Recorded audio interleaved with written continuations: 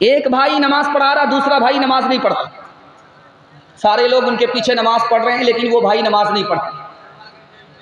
बाप माँ से शिकायत किया, सारी दुनिया मेरे पीछे नमाज पढ़ती है, मेरा भाई मेरे पीछे नमाज नहीं पढ़ता। तो कहा क्यों भाई, तुम इनके पीछे नमाज क्यों नहीं पढ़ते हो? कहा ये नमाज पढ़ाता है, इसका दिमाग कहीं और होता, इसलिए हम इसके पीछे नमाज नहीं पढ़ते। तो माँ होती है। उसने कहा बेटा, तुमको अपने दिल के ऊपर ध्यान देना चाहिए, दूसरे का ऐब नहीं टटोलना चाहिए। तुम नमाज में खुदा के सामने खड़े रहते हो, अपने ऐब को नहीं दूसरे के ऐब को टटोलते हो। अगर वो गुनहगार है तो तुम भी गुनहगार। इंशाअल्लाह अपने बेटे से ज़्यादा बेटी को तालीम दिलाएंगे। हाथ उठाइए, बिल्कुल सही जा रहा है। यारो मुझको निकालो इस घर से, मुझको बीवी उदास रखती है, ताकि सरज़द न मुझसे गलती हो, डंडा हर वक्त पास रखती है। मर्द को किसने घटाया और जनाना कर दिया, किसने लड़की को बढ़ाया और लड़का कर दिया। मर्द का सब दबदबा और रोब अब जाता रहा, मर्द का सब दबदबा और रोब अब जाता रहा, मर्द का सब दबदबा और रोब अब जाता रहा, मर्द का सब दबदबा रोब अब जाता रहा। किस कदर फैशन में इसका हाल पतला कर दिया, किस कदर फैशन में इसका हाल पतला कर दिया। करो लफ्ज़ औरत पे गर गौर तुम, तो मालूम कर लोगे फिल फौर तुम।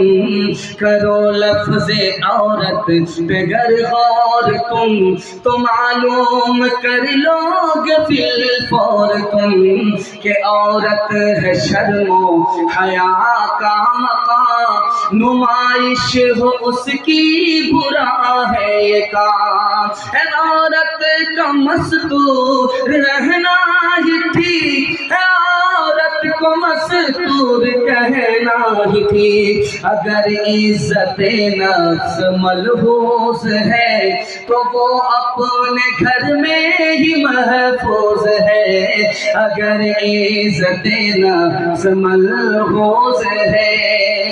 होटल में बैठ बैठ के खाती है नाश्ता, आंचल गिरा के सर से ये चलती है रास्ता।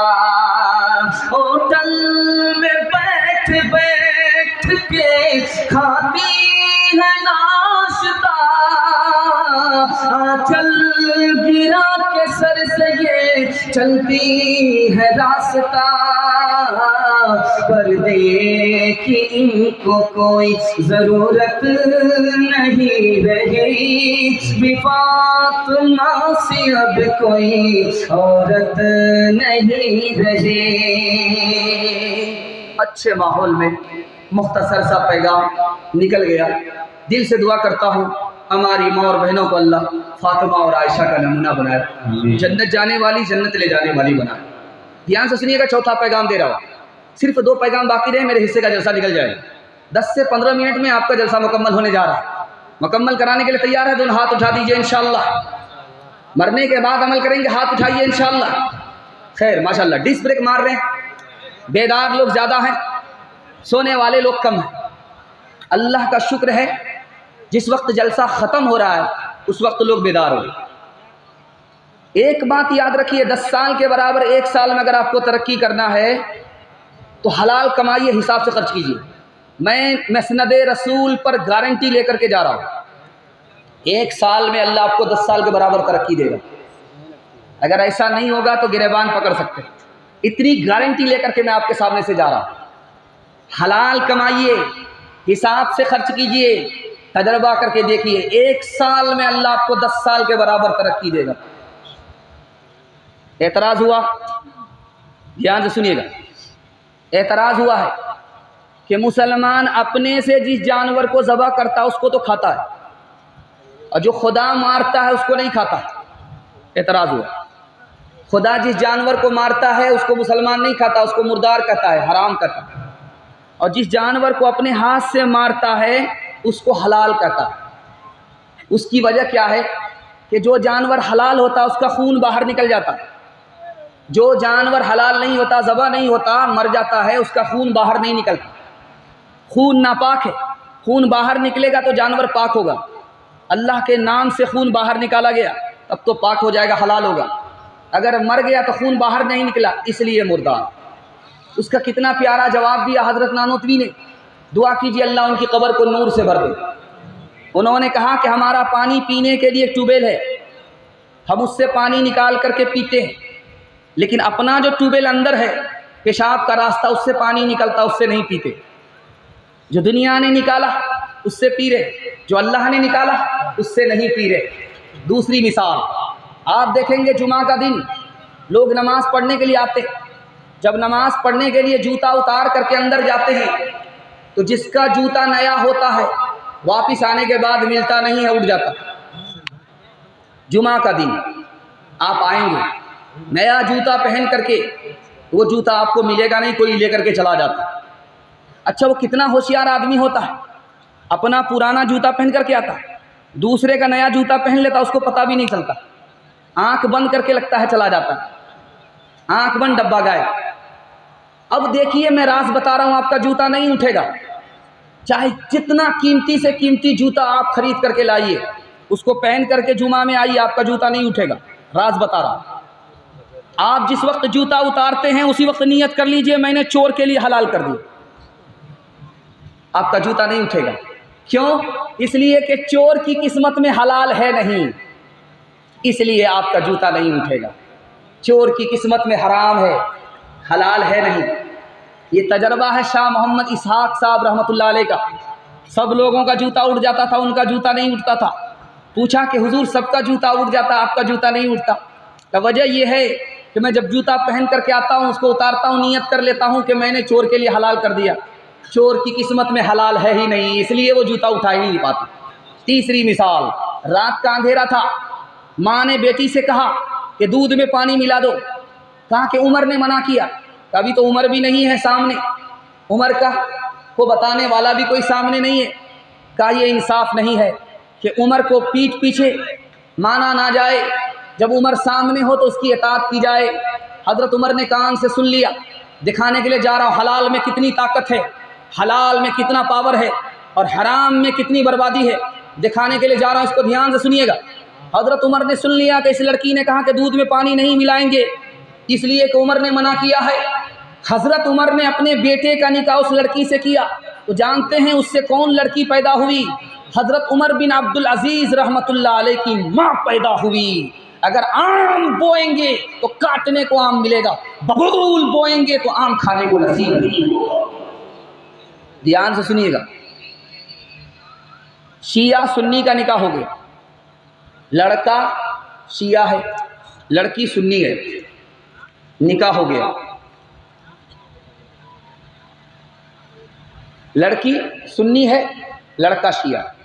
20 साल के बाद लड़की का इंतकाल हो गया। उसका भाई कहता है कि शिया का निकाह सुन्नी से नहीं होता, मेरी बहन का निकाह इससे नहीं हुआ तो शौहर इसका उसकी माल जायदाद में हिस्सा नहीं पाएगा, मुझको ही सिर्फ हिस्सा मिलेगा। तो कहने वाले ने कहा, ओ बेशरम, तुम्हारी बहन मर गई और माल के चक्कर में अपनी बहन को रुसवा कर रहे हो। जब निकाह नहीं होगा तो क्या होगा? जिना होगा, और जिना से तुम्हारी बीवी बहन बदकार हो गई, तुम्हारा बहनोई बदकार निकल गया। माल के चक्कर में तुम्हें अपनी आबरू का लिहाज नहीं है। अरे माल तो आज जाएगा, आ जाएगा, आबरू अगर चली गई तो वापस नहीं है। ध्यान से सुनिएगा, सुनाने के लिए जा रहा हूं। इलाहाबाद का बैरिस्टर था, उसने कहा मुसलमान गरीब क्यों है? इसलिए कि मुसलमान सूद नहीं खाता। जिस दिन मुसलमान सूद खाने लगेगा उस दिन मुसलमान गरीब नहीं रहेगा। आपको सुनकर के हैरत होगी, 74 साल के अंदर अमेरिका बर्बाद हो गया, अफगानिस्तान से हार गया, सबसे हार रहा है, किसी से जीत नहीं रहा है। रूस 74 साल के अंदर बर्बाद हो गया, सुपर पावर नहीं रहा। राज जानते हैं क्यों? सूद खाने की वजह से।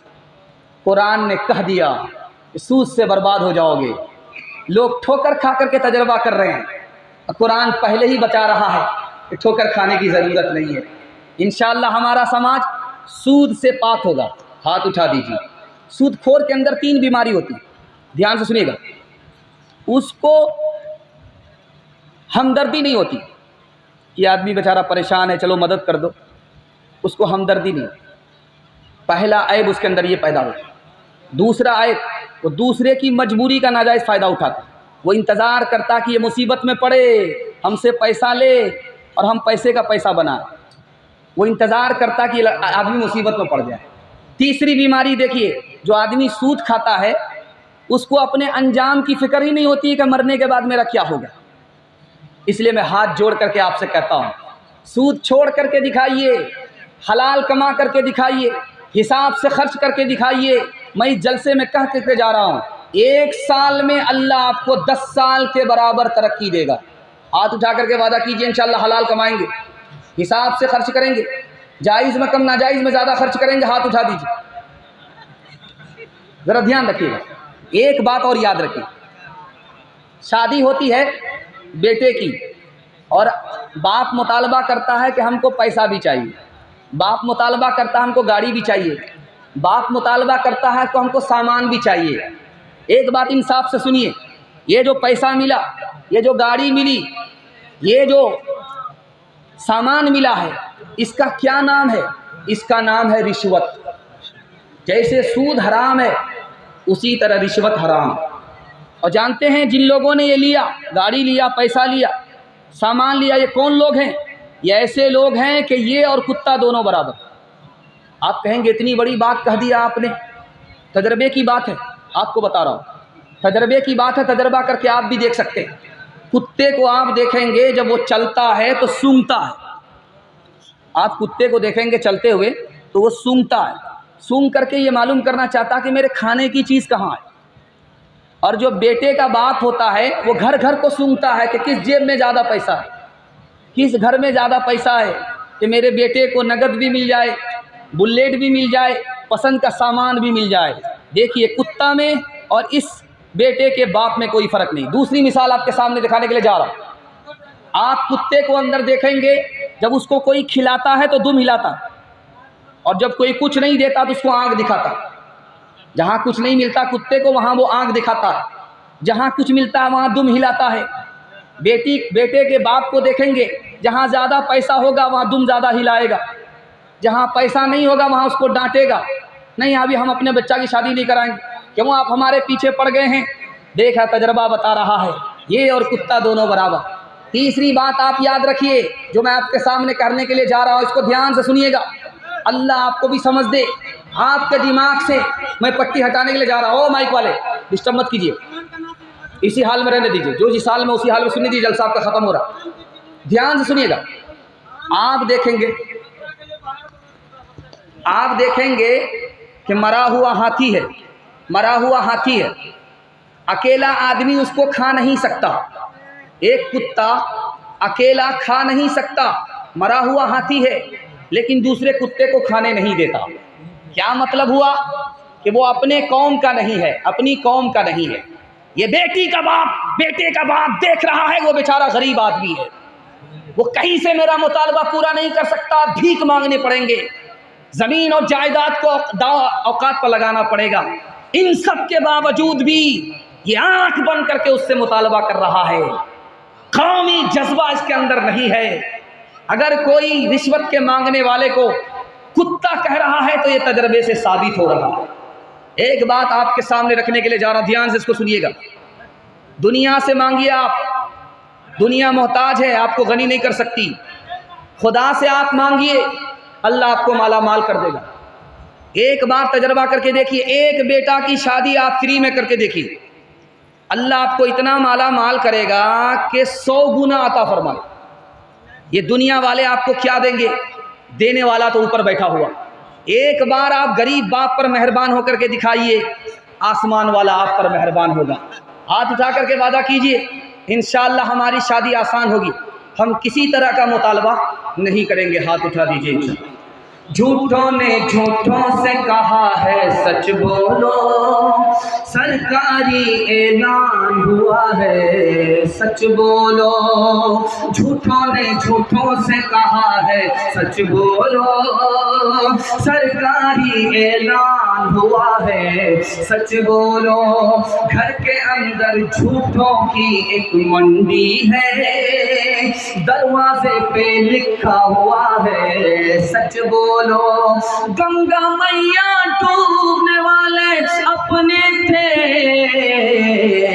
नाव में किसने छेद किया है सच बोलो।